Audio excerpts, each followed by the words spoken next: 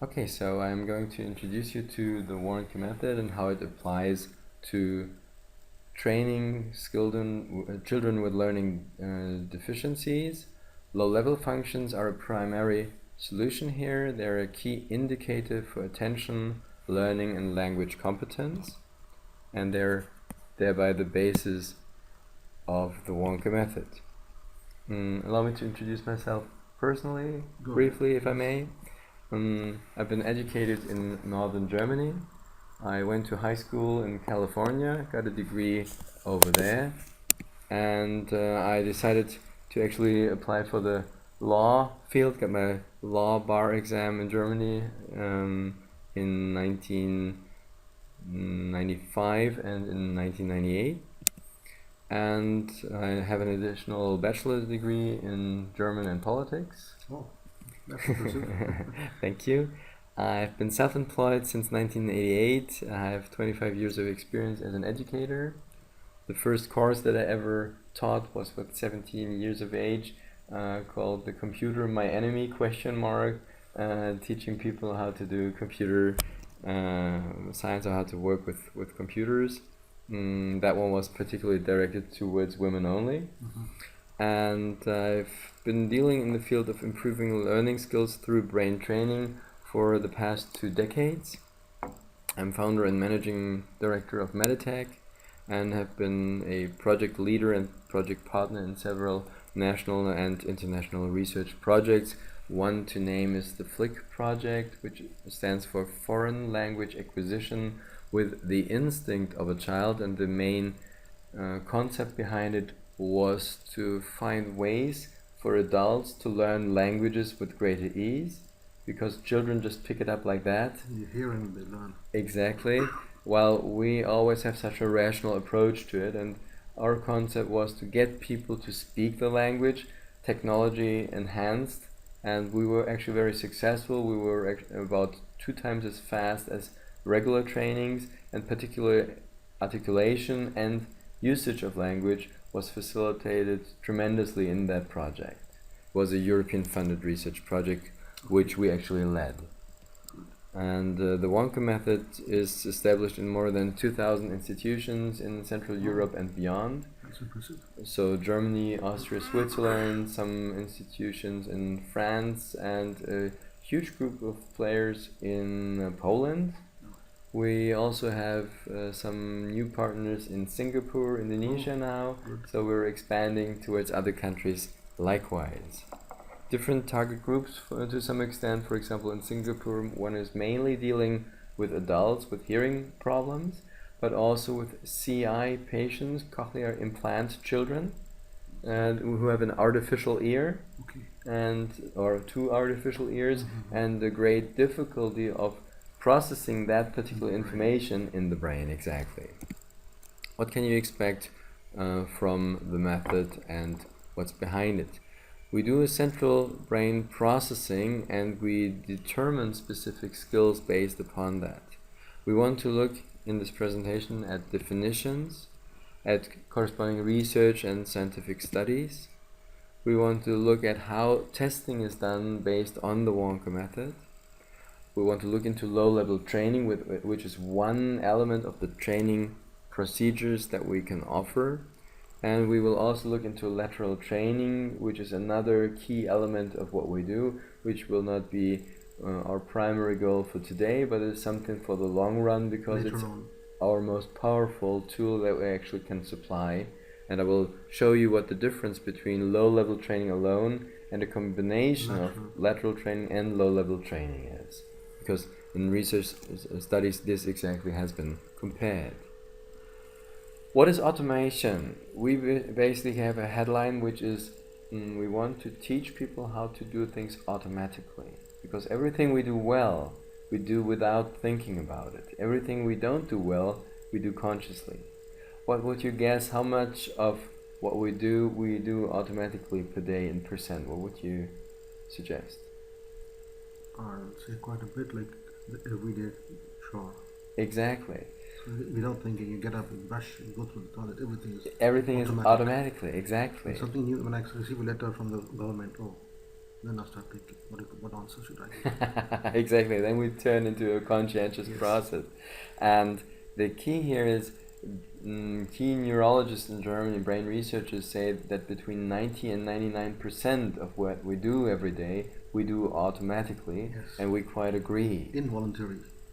Exactly. We're not in control. It's all subconscious.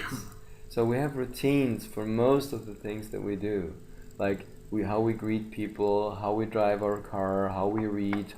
We don't even notice that we lock our front door. We go back and check and find it locked. Did I lock my car? Oh yes, I did, but I didn't even notice how I pressed the button. All these kind of experiences show us what happens there. That often comes about by repetition. Exactly.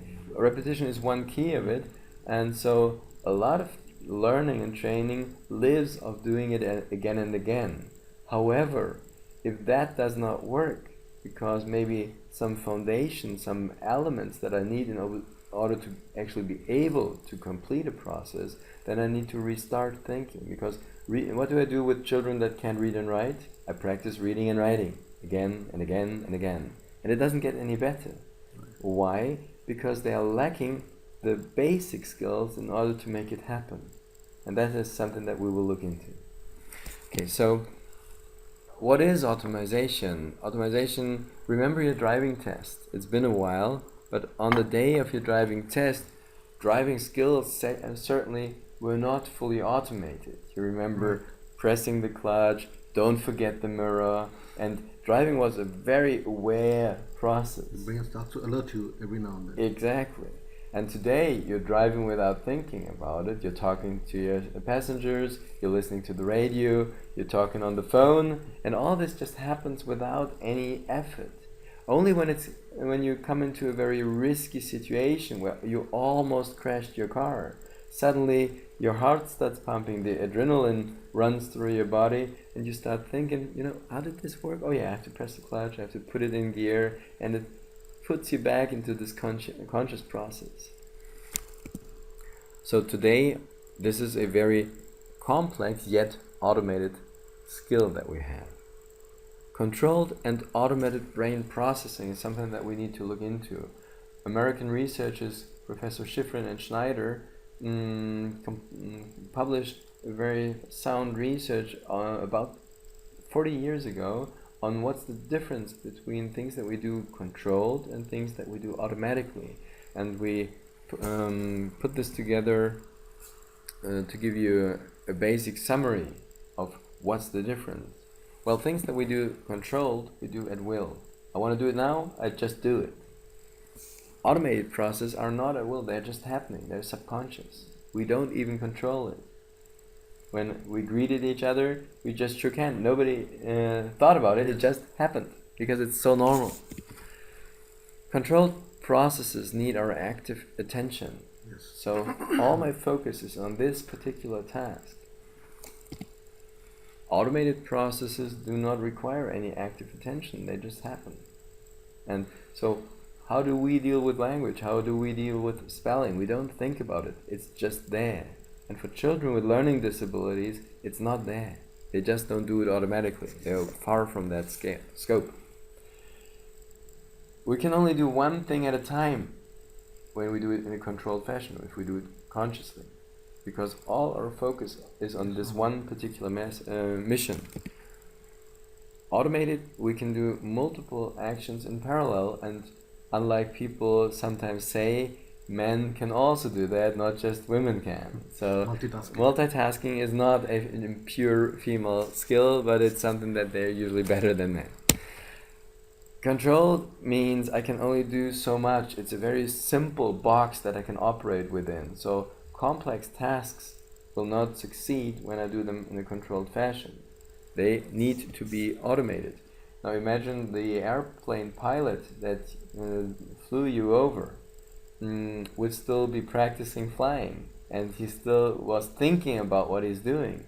Landing would be a very scary process.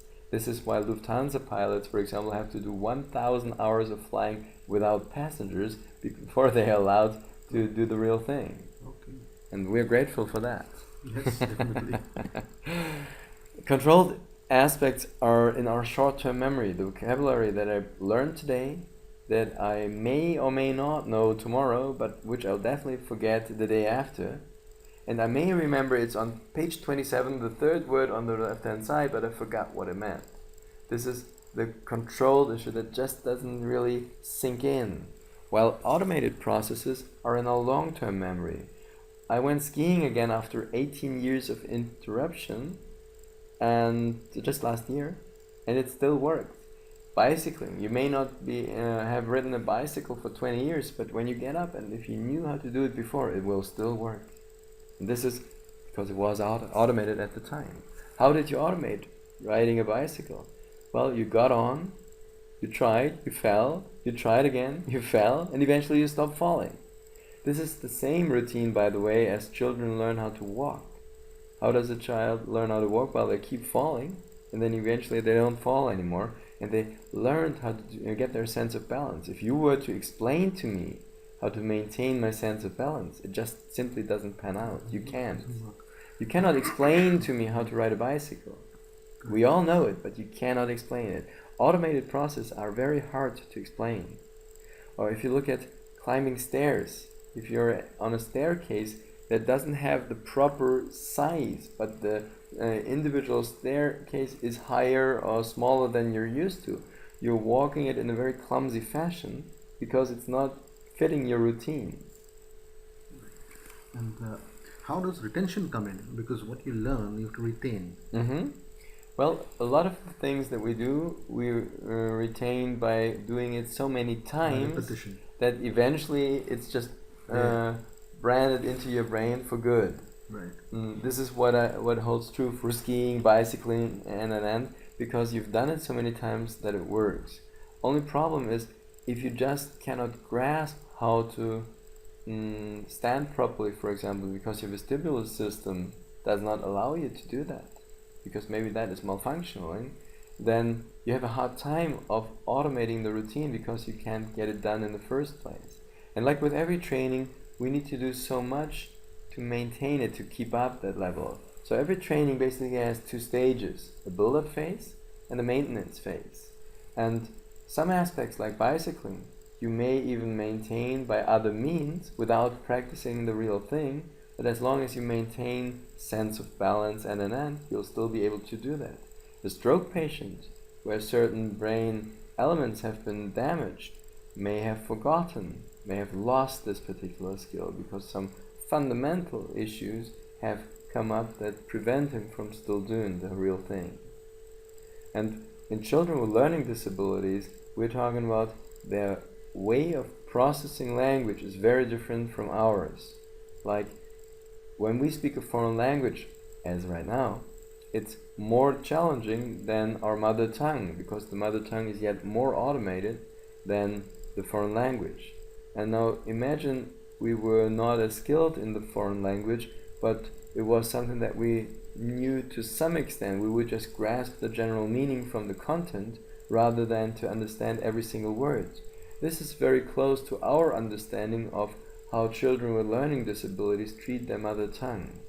So often enough, these are children, at least from all of our experience that we have here in Central Europe, that have middle ear infections again and again, that have a great problem in language learning in the first couple of years when they're growing up. Often enough with 5 they show some speech pathologies because their articulation is not properly functioning, and then with 7 they show learning disabilities in school because now they cannot spell and read the things that before they couldn't pronounce. And the reason for that is the central auditory processing, because I can only recognize what I know. If I never developed a proper image of the respective phoneme, I cannot marry it to the corresponding grapheme. And this is where, for example, spelling issues arise, where reading problems arise. And we'll get into that in some more depth later. Controlled issues are everything that I do in a controlled fashion. I can easily train and change. While automation, as you pointed out, need extensive exercises. I need to do it again and again until it's really fully automated. So to change something that I do in a controlled fashion, and to press the button with the right or left hand, I can easily teach myself. But for example, when I go to America, get into my car and start driving, and then suddenly try to press the clutch, this turns out to be a bad idea if I do drive an automatic car right there. But I'm so used to driving with a stick shift, with a clutch, that I just happen to run into that issue again and again. Everything that we do controlled, we do consciously. We are fully aware of the process, and we are so focused on this one process, but please don't disturb me with anything else. And automated processes are done subconsciously, which makes them much more efficient and much easier to complete, and controlled issues can only be done sequentially. So one thing at a time, then the next. Robert, please go into the kitchen, open the second drawer on the left and get me a spoon. And then he stands in the kitchen door and says, what was I supposed to do? Because one thing at a time, everything else just passes by. He just doesn't even pick it up. And automated routines mean I'm into parallel processing. I can blend out the noise in the classroom. I can look at the board. I can write something in my book. And all this can be done in parallel. Why do children, for example, do good in spelling tests when they work at home with their parents? And then the very same test the very next day in school, they know the words, they've written them properly the day before, 20 more mistakes. Why? Because they are basically in space. They are in an environment where they're not suitably equipped to survive. And what we try to do is to get children the basic skills to become classroom survivors. Classroom scenario, like they have to get used to that. Exactly, it's a totally different world. It's like being in space. It's just an environment where all your routines do no longer apply, because at home they succeed to a certain degree. But the same tasks in school, where you have background noise of maybe 50-60 decibel, where the difference between the teacher's voice and the noise in the background is just minimal, where the teacher walks around, spatial hearing, directional hearing, where you have to do visual tasks, auditory tasks, motorical tasks in parallel, where nobody waits to see that you completed the task like the mother does at home. They fail. And this is what we need to build up in them, not just the confidence, but also the basic brain skills to become classroom survivors. What are the conclusions from what we just looked into? Well, the key advantages of everything that we do automatically are we use up less energy. Correct. So many children with problems in learning are tired out, are worn out after 1 or 2 periods. But the class just continues on and they no longer listen in because their level of energy is down in the red. Everything that we do automatically is done faster. These are the low achievers because they take too long. And if you imagine processing your mother tongue as a foreign language, you know why this takes longer. Yes. You can do multi-stage operations, you can do multitasking if you're automated, because you can do a multitude of things in parallel, but only if it's done automatically. There actually was a nice American study where they had dyslexic children stand on one leg. That worked out. Where they had the same children read a text aloud. That also worked. The moment the same children were asked to read the very same text again while standing on one leg, they could either no longer read or fail. Because each routine was done consciously, but not as an automated routine. Everything that we do automatically means we do less mistakes and we have a higher level of continuity. All these are capabilities that are imperative to survive in classroom environments. There are basically 3 elements for the Warnke-method. We're testing automation, how skilled are people in automating certain aspects. We have an 8-step routine on low-level trainings, which are part of the testing scenario as well. But we can also train those. And we have so-called lateral training. And the final aspect of what we do is visualization. I will need to learn more about your mother tongue because we need to see if the same rules that we found here in European languages apply there as well. I will be grateful for your input. Here, if it comes to spelling, and if you're not sure how a word is spelled, you basically write down two options, and something in your inner gut, in your brain, tells you this looks better than the other. And if we are asked to spell a word that is complicated enough, often we find our eyes moving upwards and we can see the word in our visual imagination and spell it from there. This is at least everything that I've found here so far. I'm not sure if this applies in the same way to your kind of spelling because the language is different, but maybe we can look into that. In our school, basically it's an English medium school. Ah, okay. So for English, it definitely is the same routine. And of course, we also have the national language, Hindi as well as taught. Right. So 2 languages they have to go about. But English is main. Okay. All the subjects are taught in English.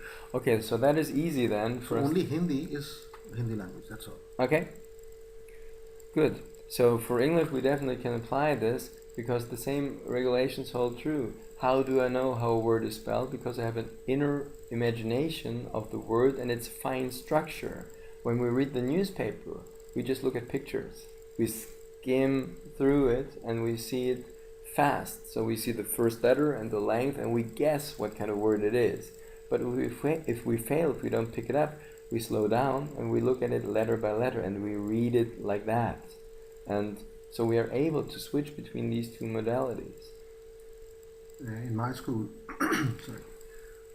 we teach them phonetics. Okay. Right from kindergarten. Nice. Okay. From there they pick up. Very good. Very good. That's a very good routine. That is how we start. And after a year, when they come to class KG2 or class 1, they listen and they write. Nice. Very good. And there the problems we can know, like who is dyslexic and who is not. Definitely. So from there on, take this up. Here in Germany, they have been focusing on alternative methods on how children learn how to read and write.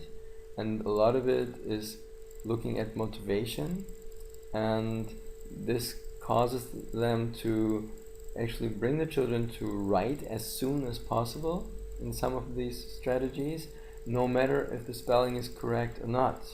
And if they keep writing words and sentences that nobody can even read because it's very gibberish, it also means that these children remember these wrong spellings and they put visual representations of the incorrect spellings into their brain. And so the phonetics are, just in my understanding, the right approach to really get them to understand the phoneme level of phonetics first, associate the corresponding graphemes and take it from there. And so I would imagine that from that routine you're reducing the amount of dyslexics you would have otherwise. Yeah, and it's not that we teach them A, B, C, D in sequence. Okay, yeah, exactly. You got the phonic method, you pick up any letters in the middle and the like letters who sound similar, take them first. Right. So that's how we go about. Very nice, very good. Okay. Every 6 months or so you'll find a new piece of research coming up, and often enough it's saying, there's a certain number of dyslexic children and they all have a certain symptom. And what unfortunately hasn't been done often enough is to put together these pieces of the puzzle, because many of these children have a multitude of these deficiencies. And one is binocular fusion, the capability to see with both eyes, to actually use both eyes together, because this is not being tested. The optometrists are checking if each eye works properly, but the combination thereof often enough is not looked into thoroughly. At least this is true here. The method is very scientific. From what I hear from you, your approach is very scientific. But in India it's not such, it's quite a backward. Well, no doubt about that. And where I come from, it's very small places. Of course, population is big, but it's should I say far away from any metropolitan city. Right. And so we don't have specialists, any kind of specialists over there. Yeah. So the best I get is Raipur is our capital, state capital. Okay. I've talked to a few people over there, and in fact I've talked to some psychologists as well. I want to make a team with them and approach with this brain bar. Very good. So in 6 months' time, we'll have something. Perfect. Very good. Because if we involve them, we have some medical approach as well. So hopefully, I'm sure that it will be a success. Nice. Very nice. We actually ran into a similar routine when we started here, because we talked to opinion makers, and in the beginning there was quite a bit of reluctance to even look into the method, and so you can either go top down or bottom up, and we decided to go bottom up at that point, just putting it to use and showing what it can do. Yes. And after that was successful, more and more therapists, actually in the beginning, occupational therapists and speech therapists, started to work with it. And with that base to operate with, eventually we got sparked interest in universities and started to do research. Now it's very well researched and backed up, and we explain exactly why we do what at what time. So it's a very solid method. It's not just something, oh yeah, it works, but yes, it works, and we can also explain why it works. And that makes it a lot easier to transport it into other fields and other countries. So that is one reason, like, to be very helpful. Sorry, because I have a lot of support from Meditech right now, right? I have literature, I have like this training, and even you have softwares, and you have a lot on the net as well. So even if I start there, I can show it to people whether there is something that already is there. We are taking on from here in our school. Exactly. So if somebody has a doubt, can go through the net and see what Meditech is. Exactly. And what your product is and how helpful it is. So if I can get some literature to support the brain bar, it becomes easier. Exactly. And I think we have quite a bit of material there. In the beginning, all of our research was done in German, obviously, and but the recent publications, for example, on functional and alphabets, have been done in international journals in English. So that's something to really work with, and it doesn't get much better than fMRI studies. I mean, that's the golden standard there. And our basic concept was that after we were successful with dyslexic children and children with learning disabilities, why not apply this to functional and alphabets? Because from our perspective, these were just an extreme form of dyslexic children. They just didn't find a way to compensate and to survive in day-to-day routines, but failed to become a functioning member of society often enough. And so we started to work with people that did not get a job, that did not learn to read and write properly despite going to school here for 10 years. And now we are actually doing another research project with people that compensated to some extent, finding a career, but still struggling in that field due to their lack of reading and writing scores. And so the German Department of Research and Education is funding this research again, because they found that the first program that we did with our two research partners, the University of Magdeburg and the Training Institute of the German Economy, let's say, it's a state organization here in Lower Saxony, and they have subdivisions in all the 16 different states. And these partners together did this training and did this research project. And so this is the high end of what we can offer right now in terms of research. So we were looking at putative causes or further symptoms of dyslexia. The second one is out of focus saccade reading, Professor Breitmeyer from the USA. That's the lack of reading skills to wipe away what you just looked at and to keep on tracking what you are supposed to read furthermore.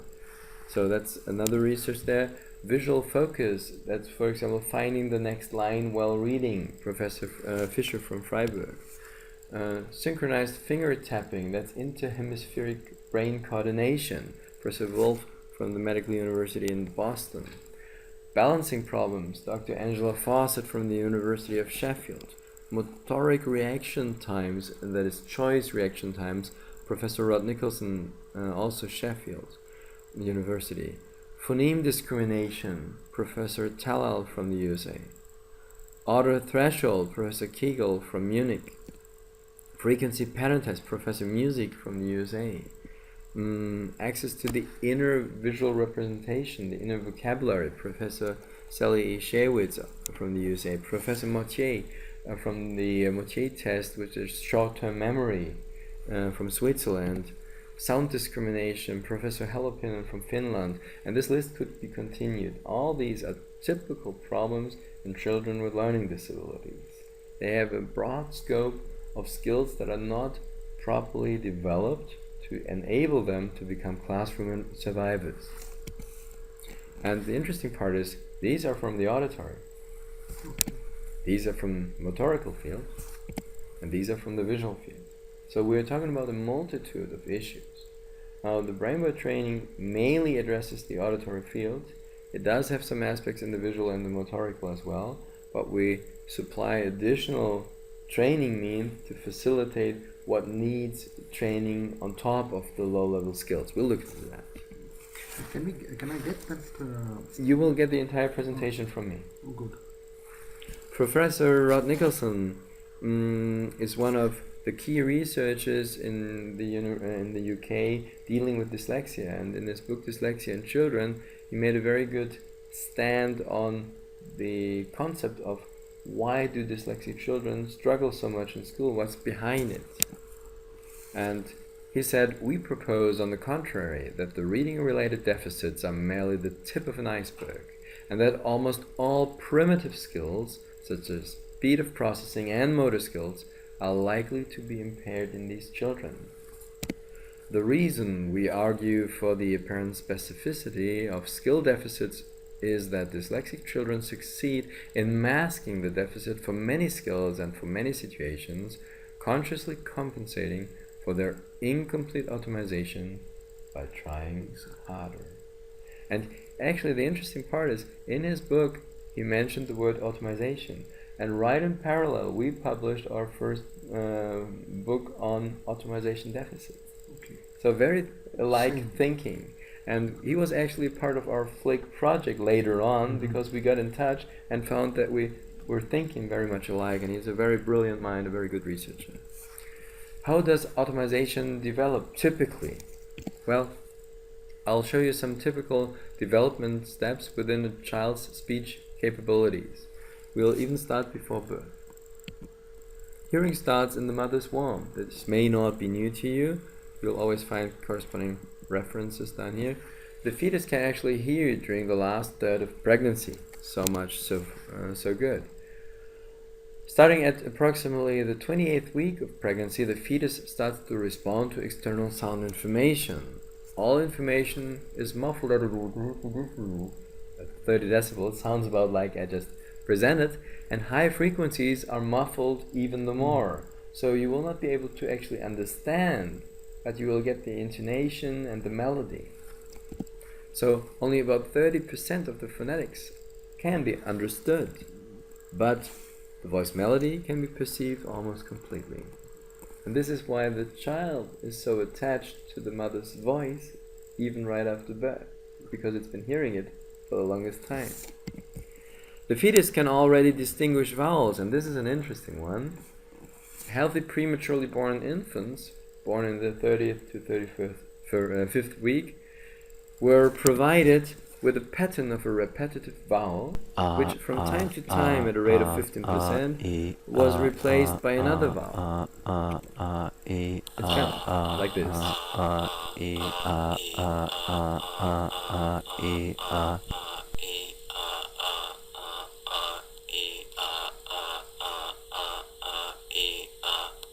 And that was kind of hard to ask him, did you hear the E's and the A's, or did you not?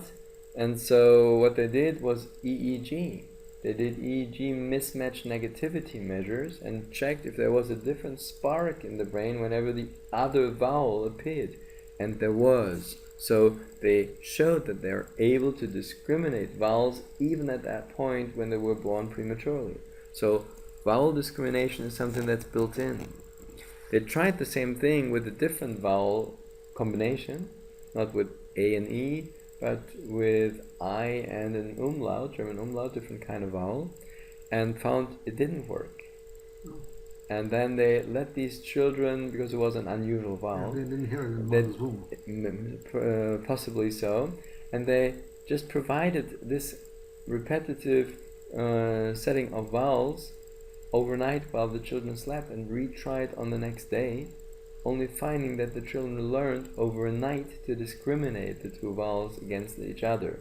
So children can actually learn while they're sleeping, when they're this young.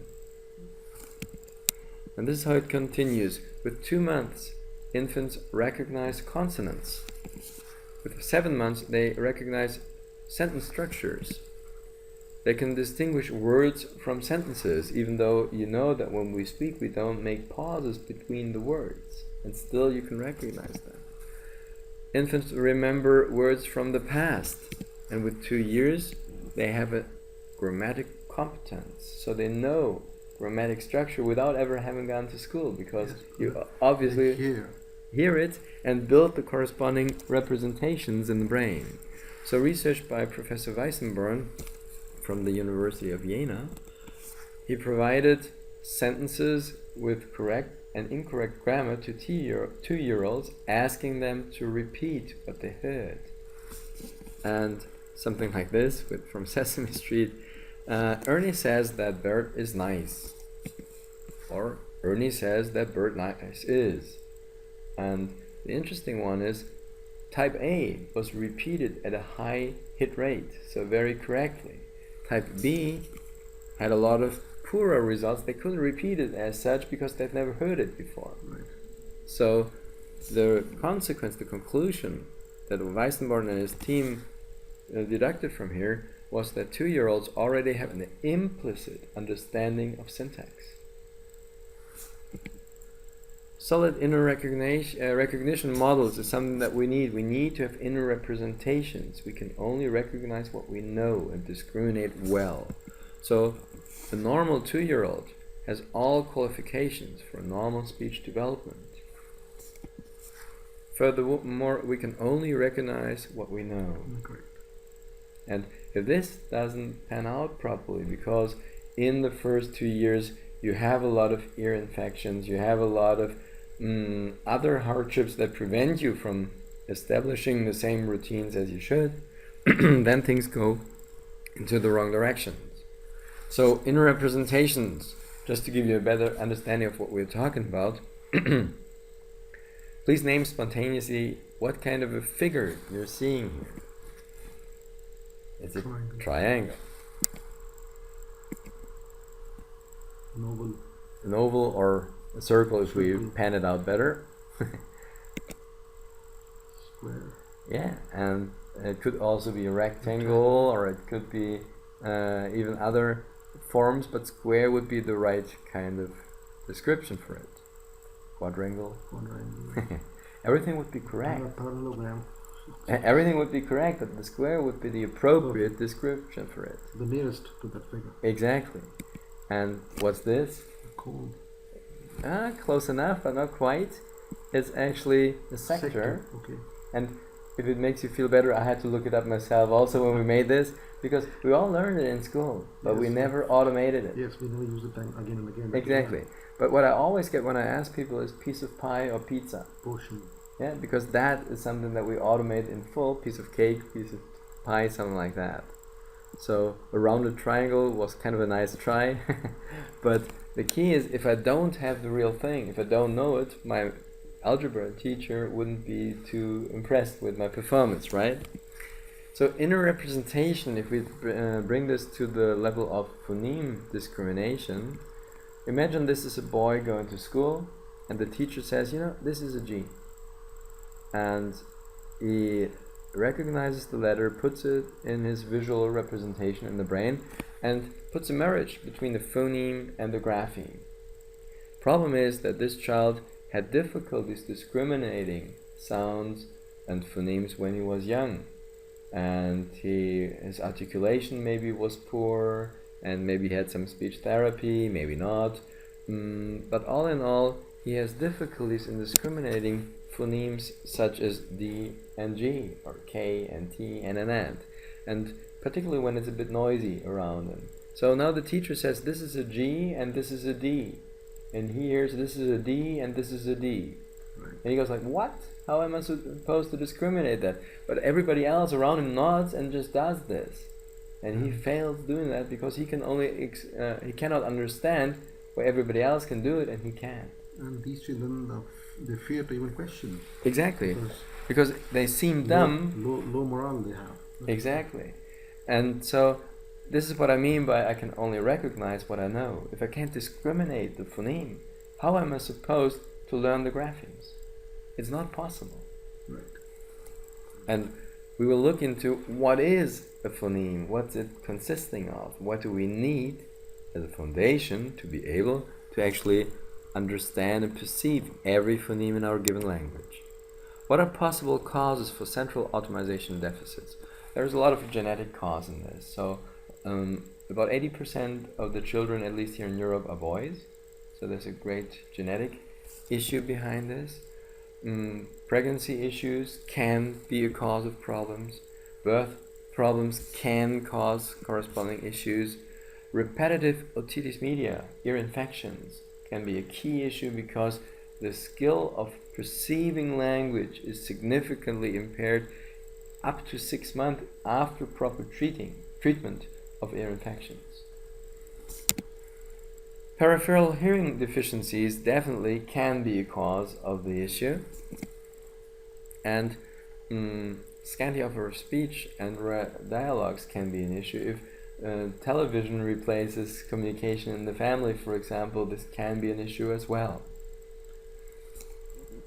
It's a big problem in India. Children watch TV too much. And I mean, there's been a lot of research showing that more than 2 hours of television per day have significant negative effects, sleeping disorders, continence disorders, and an end on children. And this is part of our modern society where we impact learning problems even more. Yeah, definitely. The Walkman syndrome, where children no longer are read good night stories from their parents, but where My First Sony or whatever does the job and simply doesn't have the empathy required to make this a real routine and for children to get accustomed to language also in that perspective. Otitis media is not harmless. It's a very serious aspect to language development, and during each ear infection, information is perceived about 20 to 30 decibels softer than usual. Okay. So with even more reduction in the high frequency band. So it's very muffled and not easy to understand. So your inner representations are not developed the way they should. And a lot of parents that we test here on central auditory skills, their children had ear infections so many times that they stopped counting. That is sad. It doesn't mean that every child that has ear infections must get learning problems. It doesn't mean that every child that has learning problems must have had a lot of ear infections, but there's a lot of correlation. And the effects of ear infections actually have been researched very thoroughly. There's a study in the US where children at the age of 1, 4, 6, and 9 years of age have been tested on language competence, and at each of these stages, the children with multiple ear infections were much behind their age group. Children in South Africa, Pretoria, were tested with 7-year-olds when coming to school, and those children that had ear infections in the first couple of years while being raised were significantly behind their age group.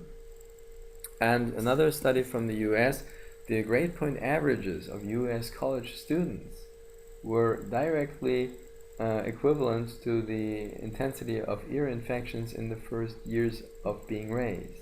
So this has a serious effect in long-term language competence. And hardly anybody is aware of it.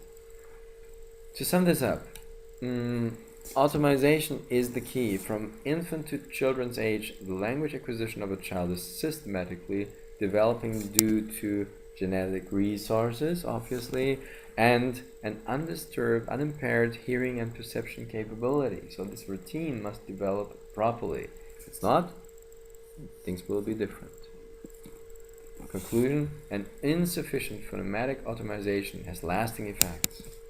Because of misformed or undeveloped inner pictures, inner representations, the corresponding child runs the risk of becoming a slow and or inconsistent reader, learning a wrong reading method, and then manifesting problems in writing and other language-related capabilities. That's what we're talking about. Right. Okay, so what options do we have? The slow and inconsistent reader has a routine where the grapheme-phoneme relation is not suitably automated. So they basically guess and they slowly jump from letter to letter, but they cannot really read the real thing in full. Option 2, these children are the smart ones. They do basically a word scan. They may even learn to memorize complete reading texts. And they read like we read a newspaper. They look at the picture, length of the word and the first letter, and they guess the word rather than read it. We also do that when we're very familiar with text or with specific words, because else we would never be able to finish our newspaper. It takes too long. Yep. But whenever we run into a word that's unfamiliar, we can switch our strategy and read letter by letter. And they can't read letter by letter. And as a consequence, they don't get an inner representation of the word and don't know how to spell it. Now, these children, they can read or they memorize it and read it, but I think they'll be lacking the comprehension Exactly. of the whole paragraph. You'll ask them, what was this text about? And they say, I don't know, I had to read it. Right. Because they were so busy doing one conscious process. How many processes can you do consciously? Only one. Everything else needs to be done automatically. This is why we looked into this. Very good. The children therefore will be unable to sufficiently establish a visual memory, a corresponding dictionary, so they may be good readers, supposedly, but they actually don't really read, because they don't grasp the content. And maybe even that they may eventually pick up, but nevertheless they will not get proper spellers, which is essential also. They'll make errors over there. Exactly. So what we're looking at to explain the strategy is pictograms. So let's see if you can read the following words. What's that? It's a German brand actually, Nutella. I'm not sure if you're familiar with that. I may have a couple of international logos, I think. Lego. And so this is basically how these children read. They don't see the letters, but they just get the basic idea of what it is. Reading like that is much more challenging than reading like this. And we can see every letter. We can slow down. We can also just read it like that if we have to. Yes. But we can switch between the strategies and they can't. That's the point. This is how basically children recognize pictographic words, mainly looking at the first letter and then at the overall length of the word. So in the first year of school they start to facilitate this capability. With pictographic reading, the first letter is the most important one, the last one is the second point for recognition. So similar words that may have different letters in between may be just misperceived. And often enough children read a text, but it's different text. It's not what's written there, because they're guessing and not reading. So let's start with the first element of the Warnke-method. How do we test it? It's a 14-step routine, which we'll look into. Auditory auto-threshold is actually also one of the first training means of the brainwave, but it's also our first test. We have the ability of a client with normal hearing to put two rapidly succeeding auditory stimuli in order, in sequence. So you perceive one click per ear and discriminate the first click was either here or there. And eventually it'll be so narrow that you can no longer discriminate it. Why is this important? It's important for accurately segmenting everything that we hear. So when we process language, we don't want to hear the dice of the D's is in my duck, where I only mispronounce 3 phonemes, making it very hard to understand, but rather the price of the trees is in my book.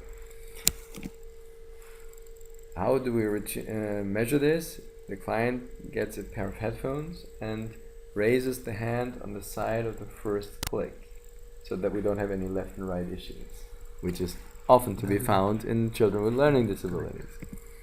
So something like this is eventually so close that you can no longer discriminate it. To give you an example why a fast processing routine is important for language, I have a pattern here of 40 milliseconds.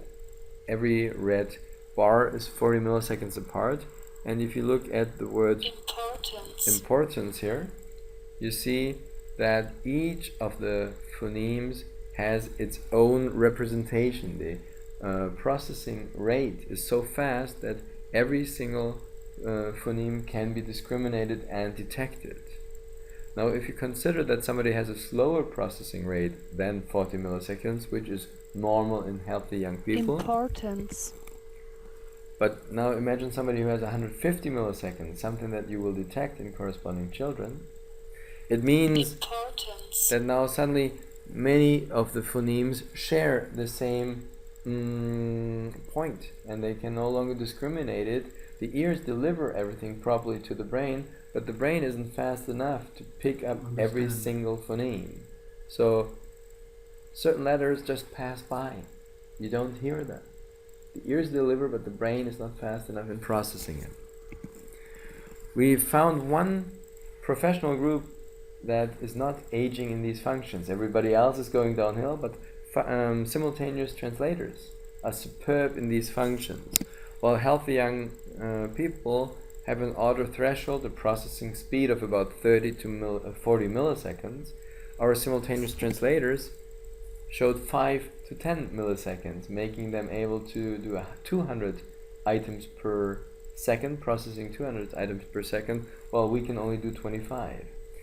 Due to this fact, they sometimes are able to finish a sentence even before the native speaker, because they know which path the sentence is going to take. And these were simultaneous translators aged 28 through 49. So no age deterioration in them for these functions. Very interesting. If we are not if we're not simultaneous translators, our age development in these functions is different. We start off early at a young age with low performance, and then these functions improve over time. And with 20 to 25 we're at our peak. However, then we're going downhill, and we're going away from the level where we could perform this best. With 20 and 30, none of us ever complained about people talking too loud at the next table. We probably were the ones talking too loud. And now we're complaining because it makes it hard to keep up conversation. And now imagine children in classroom that cannot cope with the noise in classroom and cannot blend it out. But all this is like a kaleidoscope. Everything is all around, and they just cannot concentrate and focus on the one information they really need, which usually should be the teacher. And then we also have young people that we use MP3 players 8 hours per day, 100 decibels in the ears. My daughters. And they basically ruin the ears at an early age, meaning with the ears going downhill, the central auditory processing is also going downhill because we can only use it so much. Deteriorating that system. Yeah, exactly. Professor Kegel from the University of Munich has done a very interesting experiment on what effects a fast or slow processing has in terms of language recognition. It's just a model, but it's very convincing. He recorded he did a recording, put it on tape, and then had one of his assistants cut the tape into small pieces of 40 milliseconds of length. And then every piece, if you look at it here, every piece of these 40 milliseconds is turned around and reversed. So the entire tape is now in the opposite way. It's all, every single piece is turned upside down, exactly. And now listen how this actually sounds in comparison. Here we go.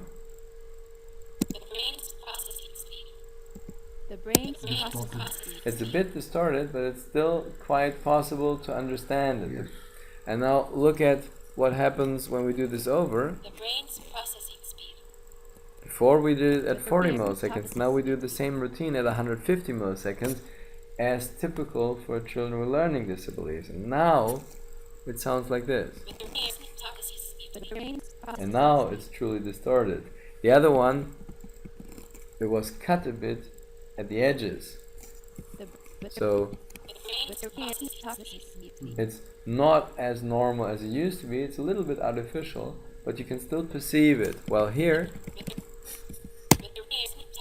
Yes, it's not It's- comprehensible. it's not comprehensible. And now imagine you're sitting in a classroom and you simply cannot pick up what people say because it's too noisy. Yes. Because your brain is too slow in processing the pieces.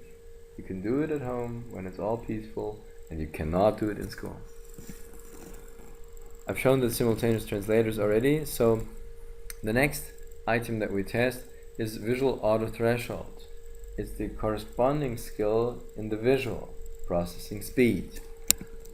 The ability of clients with normal visual capabilities to discriminate two visual stimuli and to define which signal came first. It's important for accurate segmentation of everything that we see. So, like a movie, we don't see this thumb moving from side to side, but you actually only see it here, here, here, and here, and your brain makes a movie out of it. Stands everything. Yeah. The measuring routine here is that the client determines which of two visual signals was displayed first. So you see a light and another light, as described here, and hopefully you were able to obtain that it was the right one. Right one. Exactly. And eventually it will be so fast that you can no longer discriminate it. The question is this going to be at 30 milliseconds, or at 50, or at 80, or at 150? That makes the difference. Spatial hearing, directional hearing, is the ability for clients with normal hearing to determine the direction from which a single short click originates. The importance for this is to actually pick up the one information, the one speaker from the noise. And if you're in a group at a restaurant, sometimes that person, sometimes that person, sometimes that person speaks, and you have to figure out who it is and to refocus, shift your attention to that particular speaker. The routine here, how to measure this, is that the client indicates if the click that he perceives was more from the left or more from the right, and raises the hand correspondingly. So it's a single click that is further to the left or further to the right. Eventually it's so close to the center they can no longer distinguish it. And you have clients that have a 90-degree angle and cannot discriminate in that scope. While usually, knowing from psychoacoustics, we should be able to do this at an angle of 2 degrees when we look at somebody, and at 10 degrees if somebody's to our side. So talking side by side is a lot harder than looking face to face and understanding from that way. Pitch discrimination is the ability to perceive a rapid change of pitch between two succeeding sounds. When we speak language in such a way that there's no melody in it, then you have a lot of information missing that helps you to understand what's being said. And if you can't pick it up, the prosody is also getting lost.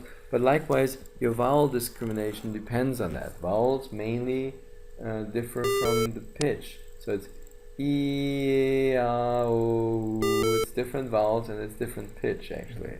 And same holds true for prosody. So something like that, you hear two tones and your task is to define, was the lower pitch the first or the second? In this case, the first. Synchronized finger-tapping is test number 5, training number 5, the ability to synchronously tap with the corresponding finger left, right, hearing a sequence of alternating right-left clicks. So the mission is to really click in parallel left, right, and if you do it right, it gets faster. What we are measuring is intrahemispheric coordination. The client presses the buttons left, right, as perceived and tries to assume to really get into that pattern. So it's not responding, but it's picking up the pace. Number 6 is choice reaction time. In this clicking of this brain boy, like, do they use two hands or they do it one hand? Two-handed. Okay. If they do it with one hand, then this is something that you often see also in children with learning disabilities. For example, crossing their middle line is something that's difficult for them. Some of these children may be writing like this and stopping right at the center line because they cannot cross the interhemispheric level. And coordination of two brain hemispheres means that the hemispheres exchange. Now it's left hand, now it's the right hand, now it's the left hand, now it's the right hand. So this is why we do it with two hands. right. Different task. With one hand it's actually easy. The ability to rapidly and unerringly react motorically to a given choice of auditory stimuli. What you get is two tones, one in each ear this time, not in the center, but one per ear, and to discriminate which was the lower pitch on which ear, and press the button on that side as fast as you can. So, was it bad or bid? Which vowel was it? I have milliseconds to decide.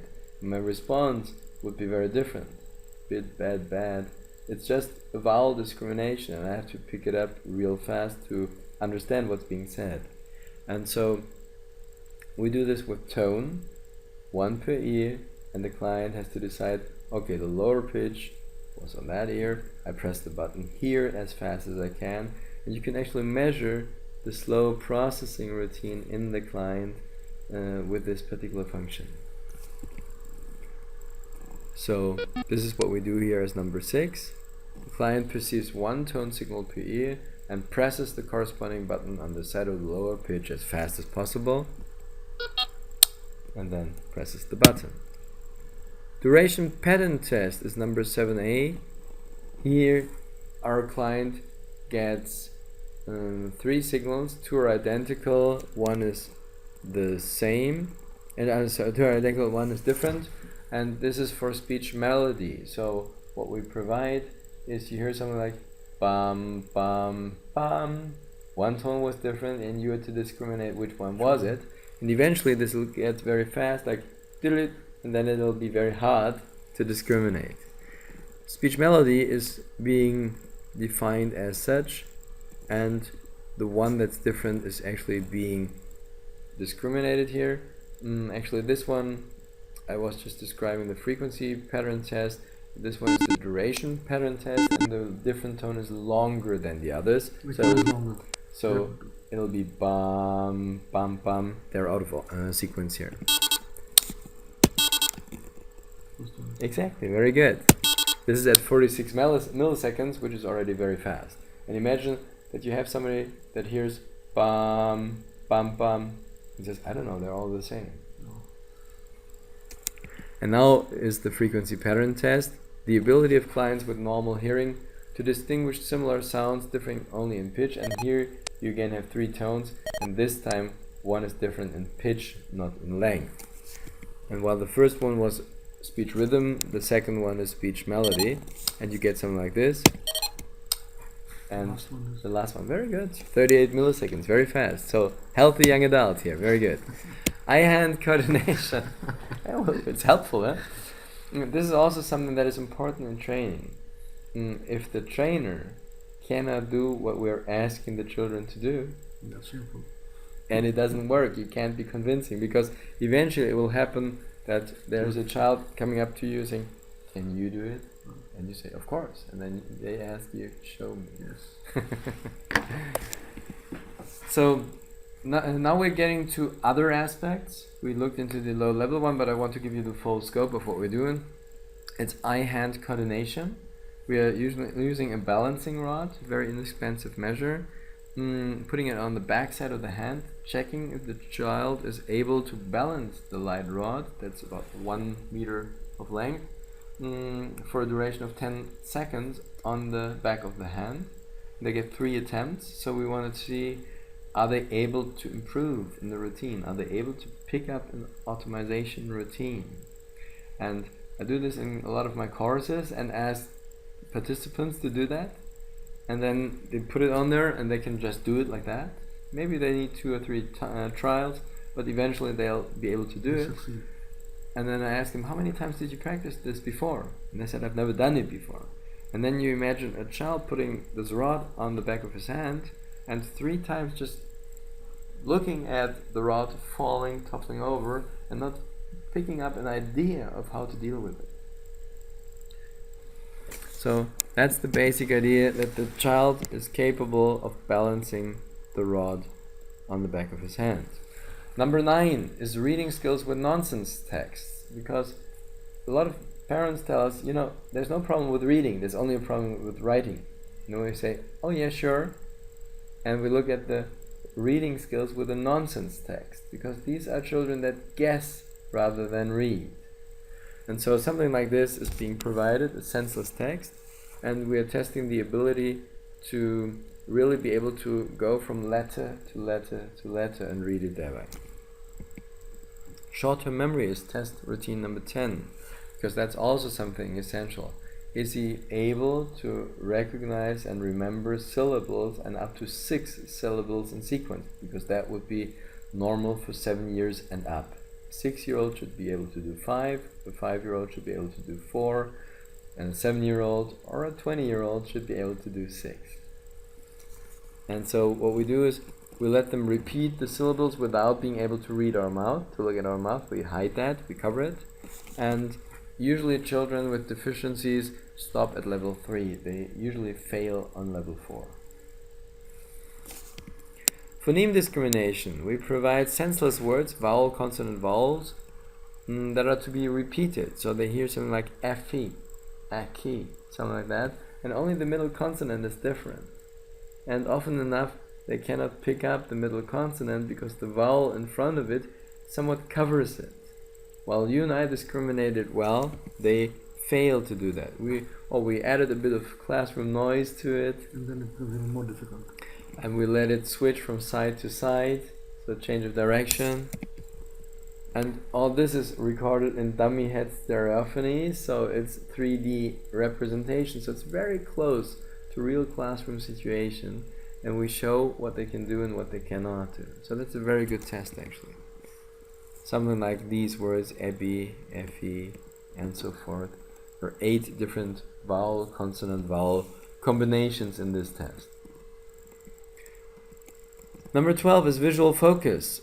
We'll use like a small item and let the child follow that item with the eyes, and we're checking if the child is able to do that, or if the eyes jump and cannot follow that model in sequence continuously. So what do we test? Is visual focus functioning for this child, which is important for reading, for example, or is it not? So something like that. They follow the circles of a turnover rate, and if they jump when crossing the middle line, or if it's very shaky in the routine, then this is an indication for deficiencies in the visual focus. Again, we use a small item, for example, just like that. You look at the tip of the pen, and I'll let this circle. You don't move your head, but you move your eyes just like that, perfectly. Smart jump here. And we check if you can actually do this or not. This look nice, and if somebody jumps or is very shaky in the routine, then we say, okay, this is a deficiency. Binocular fusion is number 13. We're almost through with the test. There's a device called the lung stereo test, and these items here are usually hidden. This is what everybody sees, yes, and this is what you see if both eyes cooperate. If they don't, you will only see the star. And so from there you can derive, is somebody using both eyes, or is one eye basically being shut off and not used in the brain? And there's another test for that, either with polarized glasses or with the red and green glasses, where you can see if also in the long distance Or you can also try this one eye closed, eye by eye, and then you can discriminate whether it was the left eye or right eye which is having problem. Even that is possible. Well, you could, however, on the right one, however, typically the eye doctors do not test binocular fusion. They test each eye by itself. Does this eye work? Yes. Does this eye work? Yes. Do they cooperate? Nobody knows.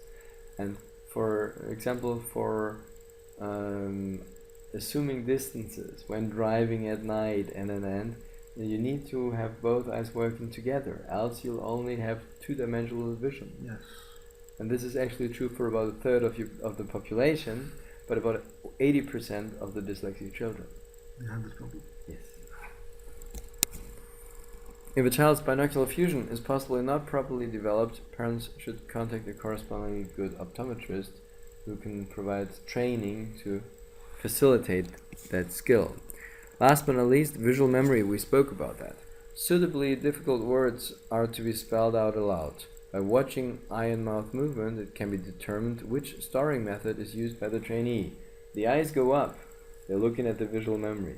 If the eyes stay the same or go down a bit, they are listening in and they're trying to sound it out. Sounding out doesn't work because in English even the more, hardly anything is spelled the way it sounds. So while in German, in our corresponding training setup, we colored all the phonemes that are spelled differently from the way they are sounded, which works for German, because about 40% of the words are spelled the way they sound.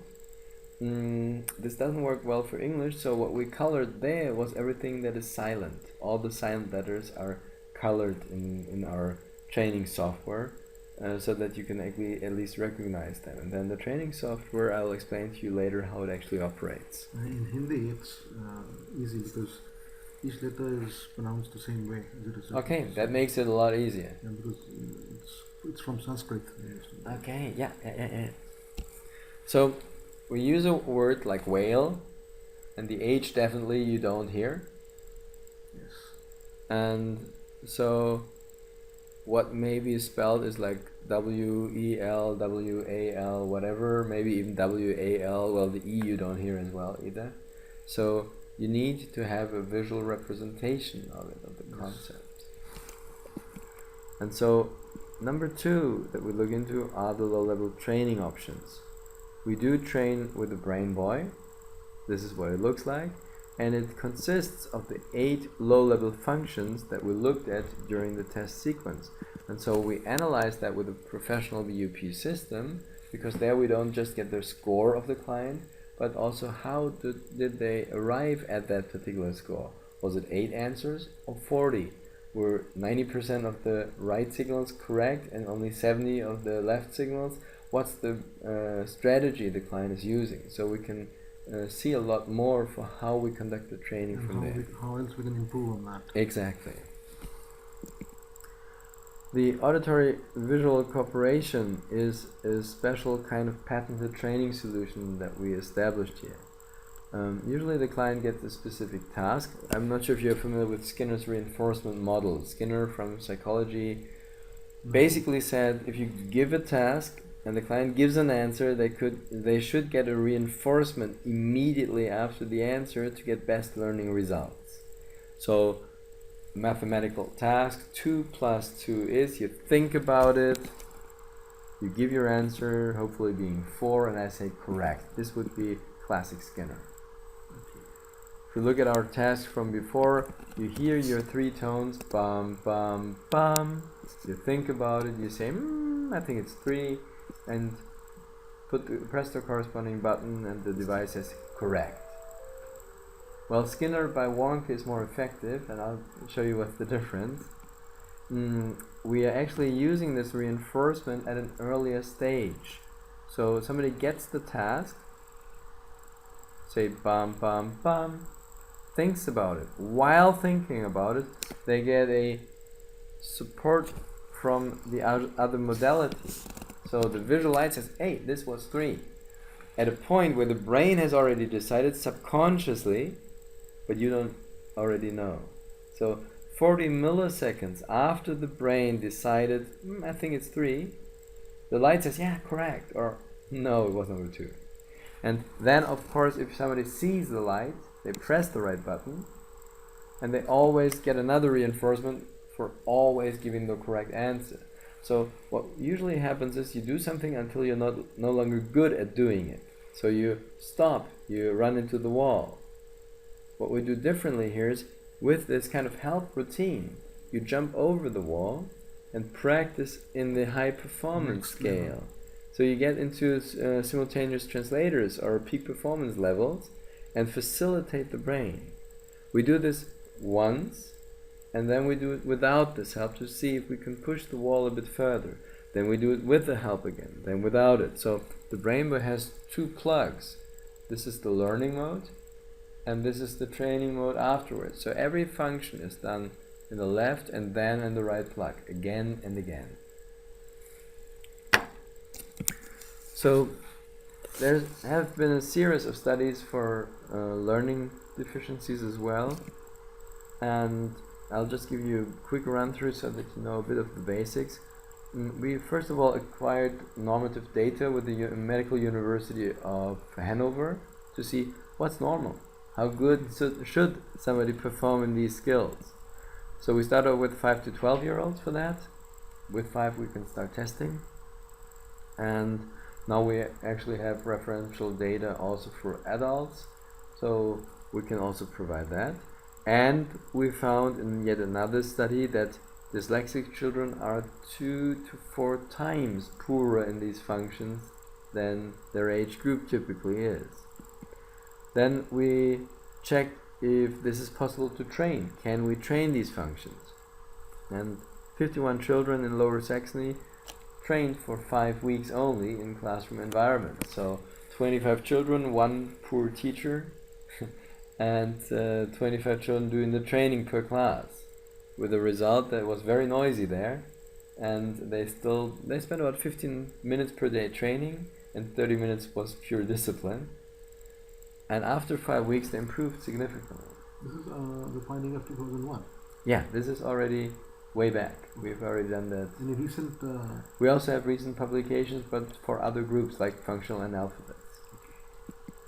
And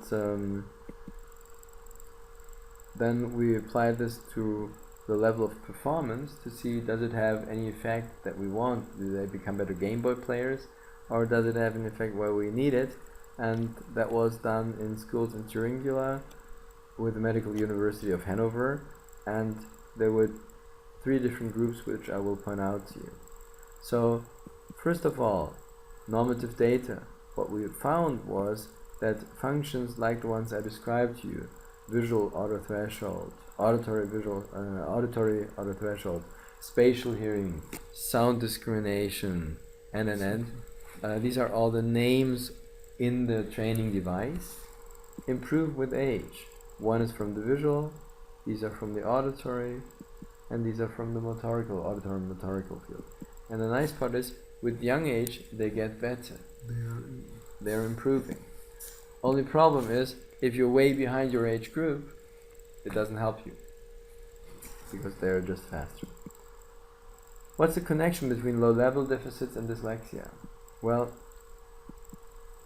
there was a control group of 28 students matched from 382 students from the original normative data gathering, and there were about 3rd graders, 9 years of age, and the corresponding control group of dyslexics. So dyslexics and members from the normative data gathering were compared, and what it showed was that the dyslexic children had about 2 to 4 times poorer results than The normal ones. So we're not talking about a couple of percent, we're talking about 2, 3, 4 times poorer scores, which is a lot. The visual autothreshold, where the child sees 2 light flashes, is what we train here. So they see a light flash here and there, and have to press the corresponding left or right button. And the device indicates where the first flash could have been in the training mode. So for the visual autothreshold, you see 2 light flashes and you hear 1 click on the ear of the side where the first light occurs, 40 milliseconds after the visual information has been processed in the brain. So it's a subconscious training process. And with that help, you improve and get to practice at a level that you would normally never reach. That's the key element of this. Whatever input is put into this brain boy, you can nobody can monitor that. We have a big brother function in the device, so we can see how often did they practice, what scores did they achieve, did they do the left and right plug alteration. Can I change that? Supposing it is left first and right first. Now the child has gotten used to that. Now I switch it. Oh, there's no pattern. This is all at random. They cannot recognize the patterns in the device. Okay. So there's no way to trick it out. So That's not required. No. You don't have to do anything. The device is self-sustaining. What you do want to see is, did they really practice? Yes. Did they practice left and right plug as they're supposed to, alternating between it? Did they do all the functions? Are they improving in the functions? Are there individual functions where they don't improve? If so, what do we need to change to make it happen? Because you will run into situations where individual children do not improve as you would expect them. Right. And then we have to change the routine a bit. Some monitoring is to be done. At least to look into the device to see how they practice. And then we reset the device and recheck after a week or 2. So the dyslexic group took 189 milliseconds to discriminate the 2 lights. The standard group took 44. In the auditory autothreshold, where the child hears 2 short bursts, and in the training there will be an indication, the child raises the hand on the side of the first click. The dyslexic children took 270 milliseconds, the standard group took 72. They're 4 times slower. And if you imagine that we have phonemes in our language that are just 30 to 40 milliseconds long, then this is a huge problem.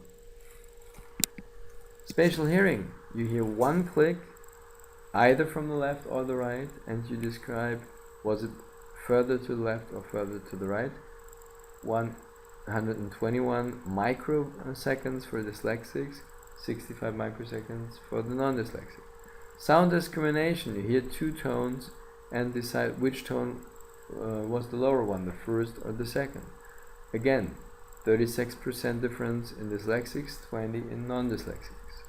Interhemispheric coordination. You get a constant pattern of click signals, left, right, and have to press the buttons in synchrony. For the first time, the motorical skills play a role. Before, the child just raises the hand during the test and the trainer presses the button for them. And in training, they are taught to press the buttons slowly and keep them pressed. I will get into that when we look at the actual device. Interhemispheric coordination showed 620 milliseconds was the pattern that they could do. That's that's lower than half a second. Double the time it took. Yeah, it's scary. Choice reaction is the child hears 2 tones, 1 per ear, and has to decide which pitch was the lower one, on which ear was the lower pitch. And interesting enough, we seem to have failed, but we didn't. But we're still keeping it like that in the original data. Why? Because we were tricked. We only had 2 tones. Okay. And while the control group waited until both tones were there, the dyslexic group compensated. And they said, okay, these are so different that it's easy for us to discriminate. So if this is the first one, the other one must be the other one. And so they pressed early. And therefore, almost meeting the control group. Only problem with that was we then, as we noticed that, invented a 3rd tone. So what we did, we always started with a middle tone, and now the next one could be lower or higher. And suddenly, the dyslexic group was 4 times poorer than the other group. So they weren't really good, they just tricked us. And compensation is something these children are really smart in. They can compensate perfectly. And we always keep this as a reminder of how smart these children often are, because they're not dumb. Yes. And this is what's so sad about it, they just fail in school. Yeah, because see, like we have children who play the guitar very well, Mhm. good in sports, Mhm. dancing. Exactly. If they don't have brains, they can't do that either. I agree. But they could do that. Uh-huh. But when it comes to reading and learning, they are not able to perform. Very much agreed. Yeah, very much so. Frequency pattern recognition was the next one. They hear the 3 tones and have to say which one is different. Something like that. Could be 3 different patterns, and either the first, second, or third is different. Result: 500 milliseconds for the dyslexics, 148 for the standard group. So the next question really is, can this be trained or can it not be trained? I mean, what good does it do if we measure it if we can't fix it? Right. So the next study that we conducted was, again with the Medical University of Hanover, was to see, can this be improved? And to have a controlled routine, we couldn't just give the devices to the children to do at home, but we needed to make sure that they all had the same amount of time training. And so they trained in school, 51 students with dyslexia, and a control group only was measured pre-post, so that nobody would say, well, it just improved for everybody, which it didn't. So something like processing speed of the auto threshold, processing speed of all these various functions improved significantly. So prior to training, these children had 136 milliseconds for this function. Afterwards they had 50. The reference is 44, so they reached the standard basically. 5 weeks of training. Auditory auto threshold, they even overcompensated. Directional hearing, just the same. Sound discrimination, much better than average. The pattern, interhemispheric coordination, you see 576. Come to 361. Yeah. Come down to 267, so pre-post. Yeah. And then this is the reference, what's normal for their age group, so they even exceeded what's normal. Choice reaction. What length of period was involved? I'm sorry? What length of period was involved? 5 weeks. Right, sorry. So even here where they tricked us, they improved. So the training still worked nicely for them. Frequency pattern test. And so the principle of work here is we improve the basic functions. And there's a pattern which I already explained to you, so we went through that. It's just for reference. And we'll leave it as such. And so this is what we did with a low-level training, showing the effects that it can do. Now the key aspect is, what good does this do? I mean, it's nice that they improve in functions, but the key is, does it have any effect on reading, writing, and language and learning skills?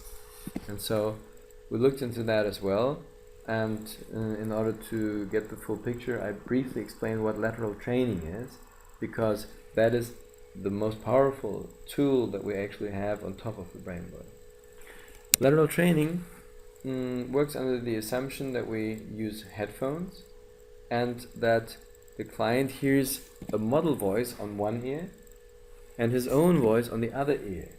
So if, for example, the Germans have a very special way of speaking the English language. The Germans usually speak the English language without a TR, and the R is also very different from how it should be spoken. And so we have difficulties with the TH, the R, the W. And if I say to a German, it's the washing machine, he says the washing machine. I say, no, the washing machine. He says, well, that's what I'm saying, the washing machine, because when he produces it, he cannot compare. Because from psychoacoustics we know we can only compare things that are about 10 milliseconds apart. And so it's 0.1 second apart, so 100 milliseconds apart. And lateral training works as such that we don't only put the two voices on opposite sides, putting them on top of each other, so that they are easy to perceive and easy to compare because they're on different sides.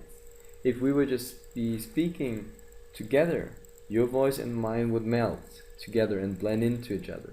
Like this, they're in parallel but separate.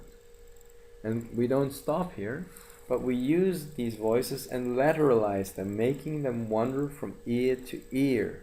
So in order to understand what's being said, your brain has to take the bits and pieces from each ear and put them together through the corpus callosum, the connection between the two brain hemispheres, in order to really process the language fast and efficiently. It kind of looks like that. It's better perceived via headphones, but I'll just want to give you an impression. It wanders from ear to ear, just like that, and the idea is that the client perceives it as such. So I can give you a demonstration later on with the actual device. The voices wander from ear to ear, and you're supposed to follow it and speak in synchrony with it. So first you just listen in and follow the text silently. You have a textbook of that very text. Then you read the very same text aloud and hear your own voice wander from ear to ear. And in the third stage, which is the actual important one, you read the same text again in parallel with a model voice. So you consciously read the text and you subconsciously check, is the model voice faster or slower than me, so that I can keep up the pace. Okay. This is the first start to automation. Then we use shuttering glasses where one eye is being turned off again and again, so that you toggle between the eyes. Then we let the children stand up and do certain tasks in the motorical field while reading a text like that.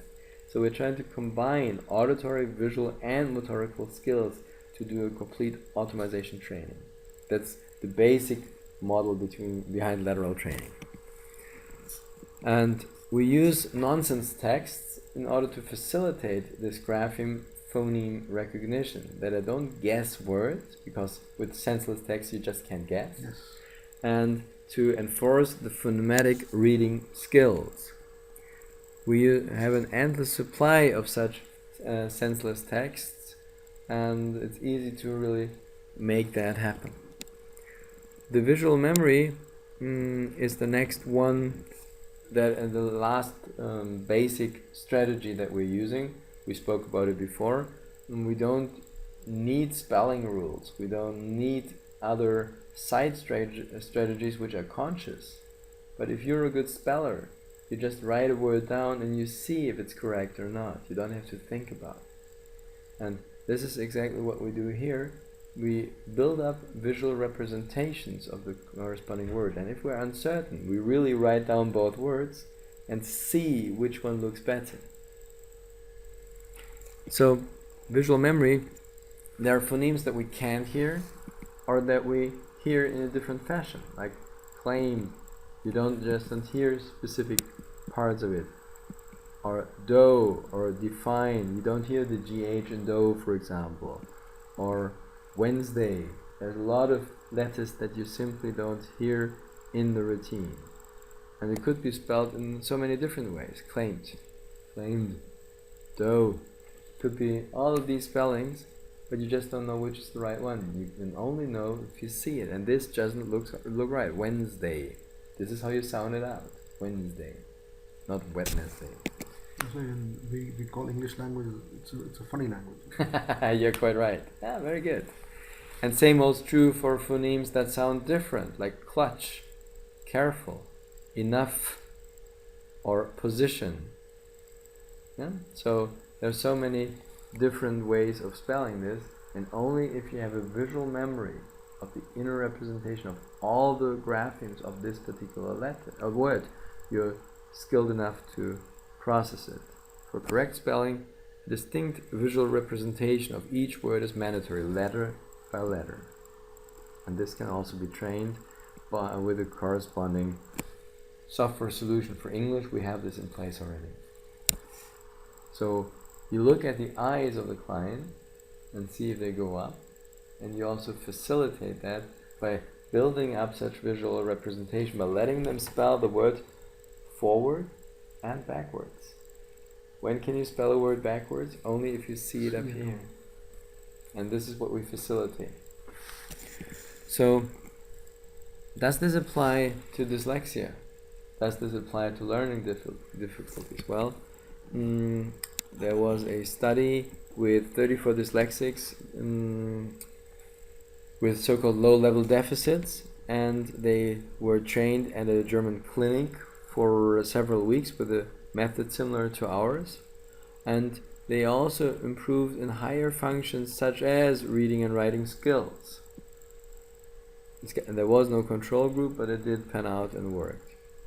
Another study from Finland, from Kujala, worked with 4 low-level deficits, or low-level functions.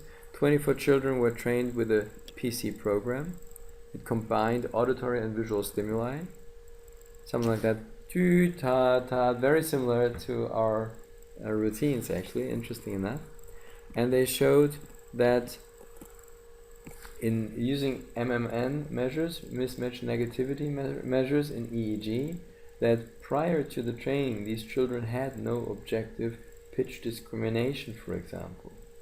After the training they did, which is essential, for example, to vowel discrimination if you look at the infants with the A, sounding. Very same routine. And also reading capabilities in these children. Without practicing reading, their reading capabilities improved significantly. Good. Because they laid the foundation. And then a study using our method in Thuringia, at the Department of Education in Thuringia, actually wanted to validate how good their training scenario in schools was. And they originally wanted to compete with a standard rule-based model from a German university on spelling rules and they didn't want to. So they saw a documentary on our brain boy on television, on national television, and said, hey, do you want to compete with us? And we said, yeah, sure, we'd love to. And so there were 3 groups really. One doing dyslexia training as they do in school. The traditional way. Yeah, and they're good there actually. The Eastern German states had a very good training method in terms of improving learning skills. So their method was very competitive.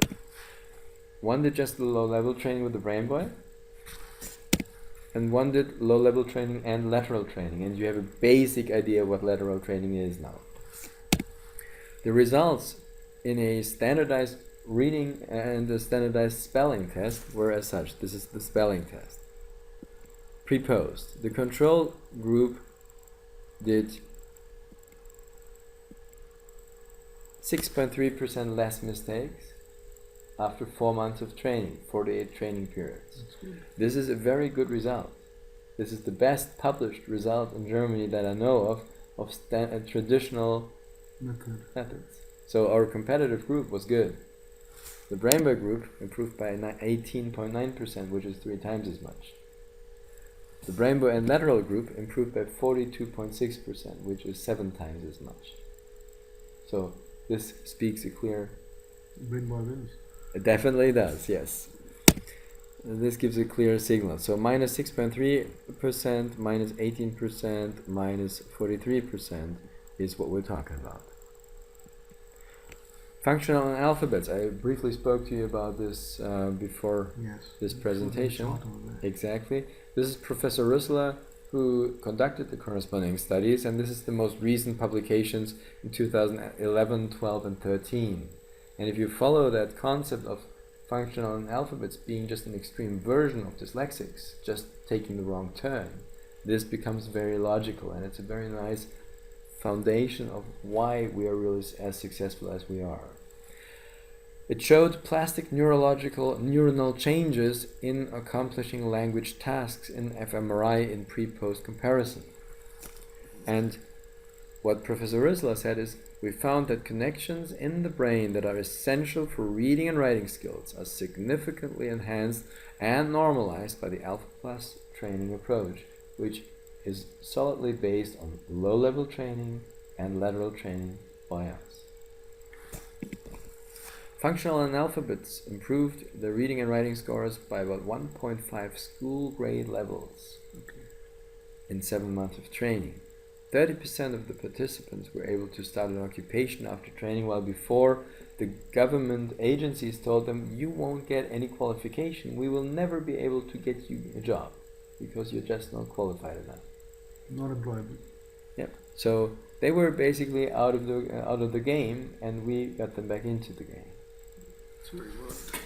Publication is listed here.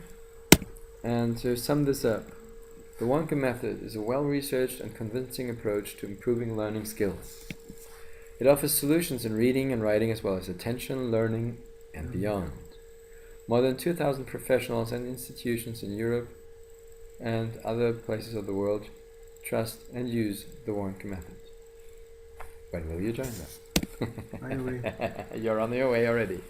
So this is what I would like to use as an introduction to the method to give you a basic idea, and I will be happy to provide that recording to you as well as the presentation for future use. I did see a few typos in it which we'll deal with. Now, what percentage of success do you get normally Well, in dyslexic, and what period of time is required, or differs from group to group? right, it does differ from group to group. However, with the combination of brainbar and lateral training, we usually, in the studies, we took 4 months and almost cut the error rate in half. This doesn't mean that they don't make any more mistakes, but they are much, much better.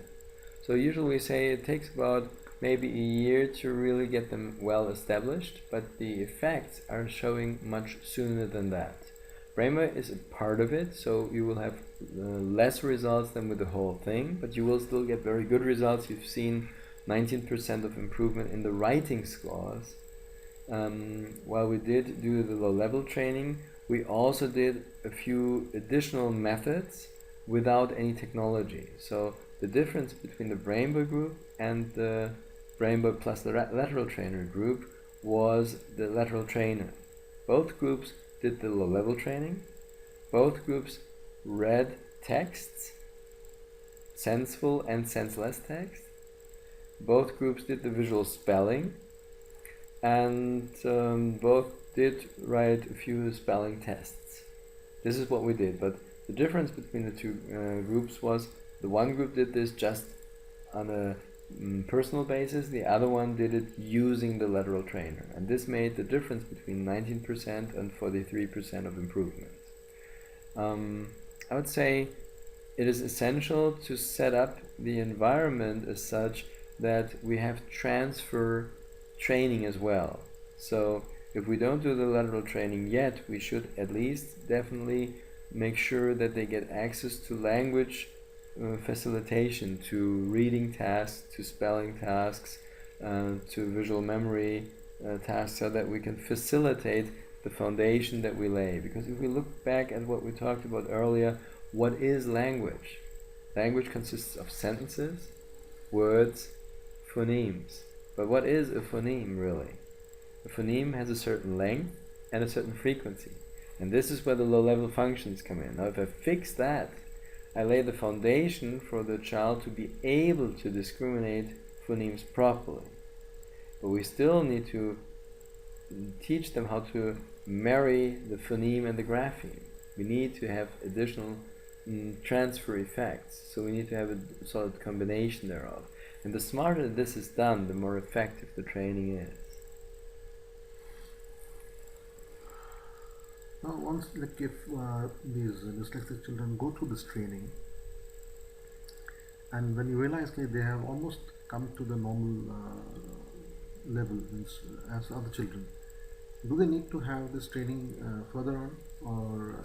Let me answer this by asking a question. What is your experience in life? Anything that you couldn't do well and that you practiced and then stopped doing, what happened? Usually you build up a skill. Say I, for example, started jogging some years back, and at first it was very challenging, and then it got better and better and better. And if I stopped completely, what would happen with my skill? It would go downhill again. With children, our experience is we need two phases. We need a build-up training and a maintenance training. The maintenance training is less effort than before, and usually we suggest that the child should continue training for as many months as it is old in years. So a 10-year-old child should continue the training once a week. We usually train on a much higher frequency in the build-up phase. So we have a build-up phase of maybe 6 to 8 weeks, something like that, for the low-level training. And then we have a maintenance phase of several months of once-a-week trainings to keep up the level the children have accomplished. No, I understand that. My point is that, let us say if they are trained for 6 months or 1 year, do they need to get that, continue with the training forever? No. For children they don't, because as you've seen in the curve, these functions improve in children by themselves. So if we stabilize it, they're on the right wave now. So once they reach that level, then they're on their own. Is that so? That's the point. Then they usually are able to keep it up. They reach the level, we continue to facilitate it for some months, and then we just let them continue on their own, because they've settled in these functions at a better rate, and their overall... And they blend into the normal... Exactly. Their overall ability to perceive, to process, to deal with learning tasks have improved. Because we've seen that also cognitive skills improve. For example, in a more recent study with adults, plus 60-year-olds, who had a hard of hearing problem, had hearing aids, but heard but didn't understand. Things were louder, but they couldn't perceive it as they should. They trained these functions with the University Clinic of Vienna. They showed improvements in the functions. They showed improvements in their ability to process language in noisy environment, highly significantly. And that was the most interesting one, that's why I'm pointing it out, they also were tested on cognitive skills.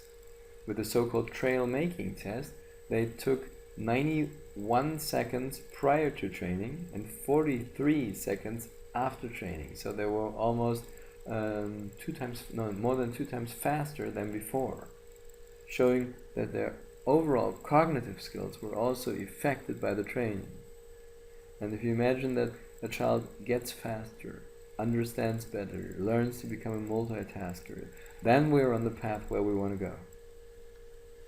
So, if I introduce this in class 1, let us say, so they get this training for the whole year, Okay. as long as they're in class 1. Alright. And from when they enter class 2, I don't think it's going to be needed. That should be the case, yes. What you could do is, how many times per week will they be able to train if they're in class 1? Every day. Every day, perfect. That is what I want, because Okay. if you do it every day, the retention power will also increase, because again and again they're going to the training. Right. And they're also retaining. Exactly. So at the Europe School in Vienna, they have a class set of 30 such brain boys, and it goes from class to class. And the children, when they started this routine, were asked after some months to write down what experiences they perceived from there, which I found extremely interesting because it's a different view.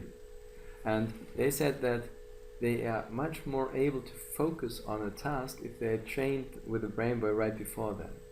So they could feel that it made them better. And if they described it in the words children would, but it was amazing how precise they were in their perception. And the teachers also said if we do this task without brain boy training, or if we do the brain boy training before, it gave different results, better results if they had learned to focus with a brain boy. And so I would imagine at this intensity level they should be highly qualified in those functions, and it should be stabilized in full if they're done with class 1. Because we have 6 sections of class 1, Okay. 6 sections of class 2. Alright. And they have, I think, 4 or 5 periods in a day. Alright. So how much time do you think should be given to these children every day? Well, I would even say I would look at how they improve and reduce the training as they succeed. So the better they get, we lower the level of training. In the beginning, when they don't know how to do it properly, they may need up to 30 minutes for such a training. Okay, that's what I had in mind, half an hour. Once they're better, they may only need 15 to 20 minutes because they're just faster in how to utilize the device. Because I assume there are about, in every classroom will be 4 to 5 or 7 children who need this Right. problem. So if 6 sections means 3 hours, Okay. half an hour each. Yeah. So that will be it'll be easy to do it that way. Sorry. No problem.